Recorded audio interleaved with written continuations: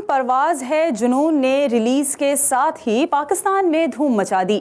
عید الاضحیٰ پر release ہونے والی Pakistani air force کے شاہینوں کو خراج عقیدت پیش کرتی فلم لوگوں کو خوب بھائی۔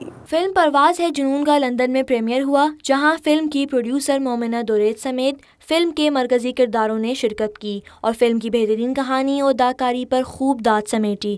لندن پریمیئر میں فلم کے کرداروں کے علاوہ دیگر اہم شخصیات نے بھی شرکت کی اور فلم کو بہت پسند کیا۔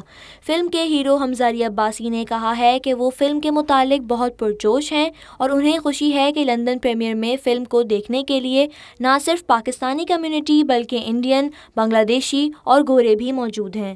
فلم کے مرکزی کردار احد رضا میر نے بھی فلم کی ریلیز پر بے حد و بے حساب خوشی کا اظہار کیا۔ فلم پرواز ہے جنون کے لندن میں پریمیئر کے دوران فلم کے مرکزی کردار اور فلم کی پروڈیوسر مومنہ دوریج سے شائقین نے سوال و جواب کا سیشن بھی کیا۔ اسی دوران فلم کے کرداروں نے شائقین کو اپنے تجربات سے بھی آگاہ کیا۔ فلم کے لندن پریمیئر میں سابق رکن برطانوی پارلیمنٹ تسلیمہ شیخ بھی موجود تھیں۔